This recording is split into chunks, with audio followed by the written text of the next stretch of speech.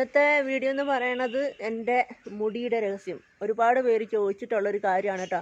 മുടിയുടെ രഹസ്യം എന്താണ്, എന്തെണ്ണയാണ് തേക്കുന്നത്, എന്താണ് ഇത്ര ഉള്ളോടുകൂടി മുടി വളരാൻ കാര്യം എന്താണെന്ന് എന്നോട് ഒരുപാട് പേര് ചോദിച്ചിട്ടുണ്ട്, ഇപ്പോഴും ചോദിക്കാറുണ്ട്. അപ്പോൾ ഞാൻ വിചാരിച്ചു നാട്ടിലോട്ട് വന്ന സ്ഥിതിക്ക് അതിൻ്റെ രഹസ്യം ഞാൻ നിങ്ങൾക്ക് കൂടി പറഞ്ഞുതരാമെന്ന്. അപ്പോൾ എന്നെ അറിയാവുന്നവർക്കൊക്കെ അറിയാം, ഞാൻ തേക്കണമെന്ന് പറഞ്ഞാൽ എൻ്റെ അമ്മ വീട്ടിൽ കാച്ചിയെടുക്കുന്ന എണ്ണയാണ് കേട്ടോ. നമ്മുടെ നാട്ടിൽ തന്നെ കിട്ടുന്ന കുറച്ച് സാധനങ്ങളൊക്കെ വെച്ചിട്ട് അമ്മ കാച്ചി ഉണ്ടാക്കുന്ന എണ്ണയാണ് ഞാൻ തലയിൽ തേക്കുന്നത്.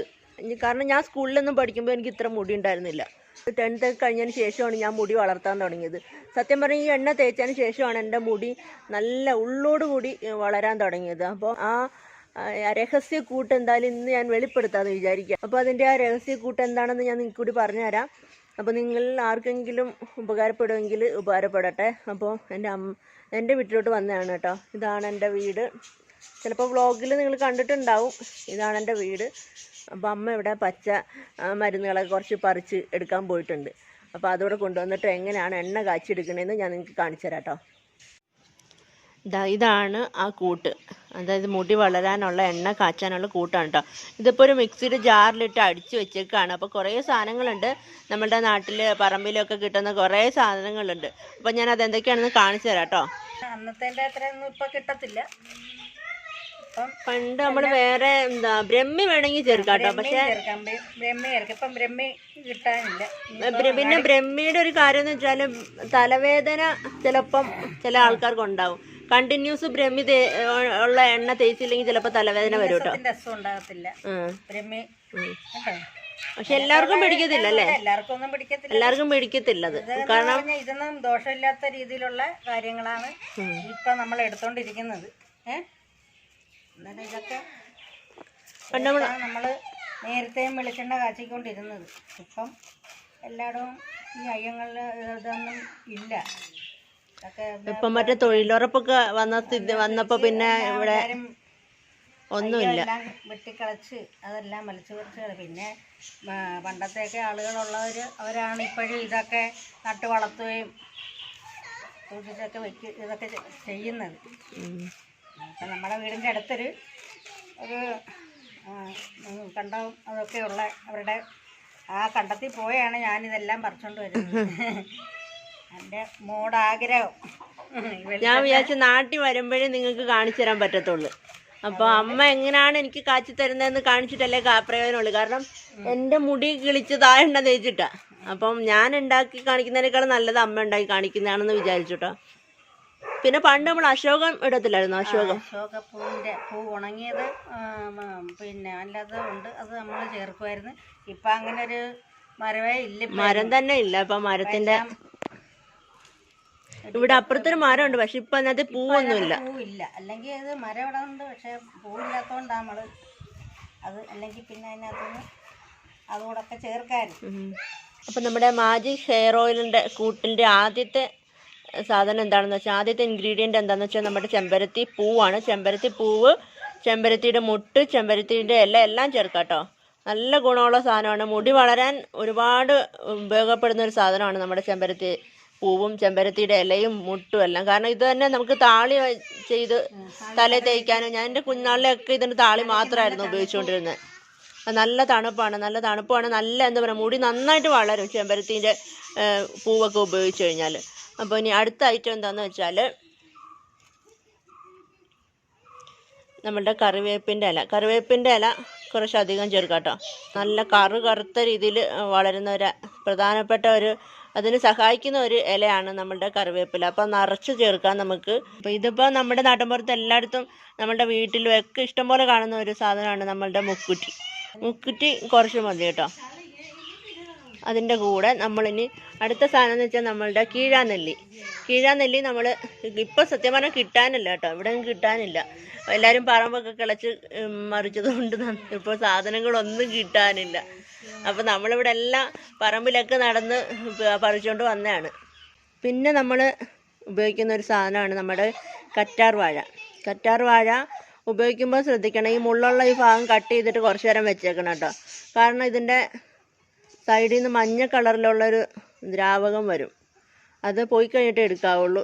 അലോവേറ ഉപയോഗിക്കുന്നത് ഓരോരുത്തരുടെ മുടീൻ്റെയും പിന്നെ ഒരുപാട് തണുപ്പൊക്കെ അടിച്ചാൽ പനി ജലദോഷം അങ്ങനെയൊക്കെ വരുന്നവരാണെങ്കിൽ ഇത് അധികം ഉപയോഗിക്കരുത്. ഞാൻ അധികം ഉപയോഗിക്കാറില്ല, ഇത് ചെറിയൊരു തണ്ട് മാത്രമേ ഉപയോഗിക്കാറുള്ളൂ. പിന്നെ നമ്മുടെ മുടിക്ക് ഏറ്റവും അത്യാവശ്യവും പിന്നെ ഒരുപാട് ഗുണങ്ങൾ, നമ്മുടെ മുടി എന്താ പറയുക കാട് പിടിച്ചതുപോലെ വളരാൻ സഹായിക്കുന്ന ഒരു പ്രധാനപ്പെട്ട ഐറ്റം എന്ന് പറഞ്ഞത് നമ്മുടെ കയ്യൂന്നിയാണ്. കയ്യൂന്നി, ഭൃംഗരാജ് എന്ന് പറയും. പ്രധാനപ്പെട്ട ഒരു ഐറ്റമാണ് നമ്മുടെ ഭൃംഗരാജ്. അതെല്ലാവർക്കും അറിയാം, കാരണം ഇപ്പോൾ ഹെയർ ഓയിലൊക്കെ ആണെങ്കിലും ഏറ്റവും കൂടുതൽ ഉപയോഗിക്കുന്ന ഒരു സാധനമാണ് ഭൃംഗരാജിൻ്റെ ഓയിലെന്ന് പറഞ്ഞൊക്കെ. ഒരുപാട് ഓയിലുണ്ട്, വെറുതെ അല്ല, നല്ല ഗുണമുള്ള സാധനമാണ്. നമ്മൾ എന്തെടുത്താലും അതിനേക്കാൾ ഏറ്റവും കൂടുതൽ കയ്യൂന്നി എടുക്കുന്നതാണ് കേട്ടോ നല്ലത്, കാരണം നന്നായിട്ട് തിക്കോടെ മുടി വളരും. അപ്പോൾ അത് കുറച്ച് അധികം എടുത്തു വെച്ചിട്ടുണ്ട്.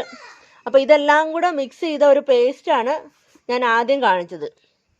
വേണമെങ്കിൽ നമുക്ക് കുഞ്ഞായിട്ട് അരിഞ്ഞെടുക്കാം, അല്ലെങ്കിൽ അരച്ചെടുക്കാം, ഏതാണെന്ന് വെച്ചാൽ നിങ്ങളുടെ ഇഷ്ടത്തിന് എടുക്കാം കേട്ടോ. എത്ര എണ്ണയാണ് എടുക്കണമെന്ന് വെച്ചാൽ അതിനനുസരിച്ചിട്ട് വേണം നമ്മൾ ഈ സാധനങ്ങളൊക്കെ എടുക്കാൻ. പക്ഷെ കയ്യൂന്നി കുറച്ച് അധികം ചേർത്താലും ഒരു പ്രശ്നമില്ല. ബാക്കിയൊക്കെ നമ്മളുടെ നാട്ടിൽ കിട്ടുന്ന അല്ലെങ്കിൽ നമ്മളുടെ അങ്ങാടി കടയിലൊക്കെ ചിലപ്പോൾ കിട്ടുമായിരിക്കും ഈ ഐറ്റംസൊക്കെ. അപ്പോൾ അതൊക്കെ കിട്ടുകയാണെങ്കിൽ അങ്ങനെയൊക്കെ കാച്ചിയെടുക്കാം കേട്ടോ.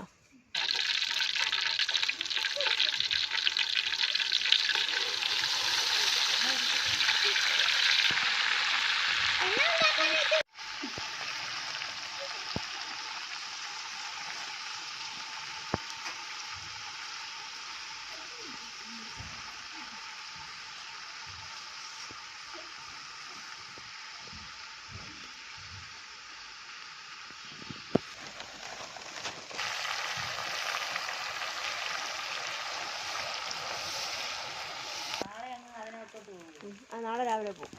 എണ്ണയുടെ എല്ലാം അങ്ങ് അടങ്ങും. അടങ്ങി കഴിയുമ്പം എണ്ണ മൂത്തെന്നുള്ള എന്നാലും ഇച്ചിരൂടെ മൂക്കണം. ഈ പച്ച കളറിൽ കിടക്കുന്ന എല്ലാം ഒന്നുകൂടെ നല്ലപോലെ മുരിഞ്ഞ് വരണം. എണ്ണയ്ക്കകത്ത് ഈ ഗുണങ്ങളെല്ലാം എണ്ണയ്ക്കകത്ത് ഇറങ്ങത്തുള്ളൂ. എണ്ണ തരുമെല്ലാം നല്ല രീതിയിലായി, നല്ല മണം, നല്ല മണം ഇത് മൂത്തിട്ടുണ്ട് എണ്ണ. അതേപോലെ ഇതിനകത്തിൽ വേണമെങ്കിൽ കൊച്ചുള്ളി, നെല്ലിക്ക അങ്ങനെയുള്ള ഐറ്റംസ് എല്ലാം ചേർക്കാം കേട്ടോ. പക്ഷേ ഇതിനകത്ത് എന്താ ചേർക്കാത്തതെന്ന് വെച്ചാൽ എനിക്കിതുപോലെ തല നന്നായിട്ട് തണുത്ത് കഴിയുമ്പോൾ ഭയങ്കര ജലദോഷം പനി അങ്ങനെ മാറാതെ ഇങ്ങനെ നിൽക്കും.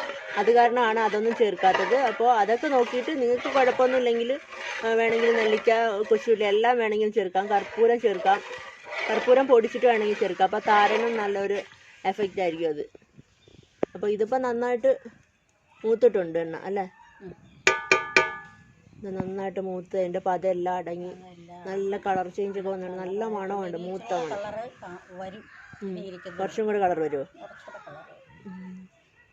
ഇനിയിപ്പോൾ ഇതിങ്ങനെ ഈ ചെറിയ തീയിൽ അങ്ങനെ തന്നെ കിടക്കാം കുറച്ച് നേരം. കുറച്ച് നേരം കഴിയുമ്പോൾ മൊത്തം നല്ലപോലെ മൂത്ത് നല്ല പരുവായിട്ട്.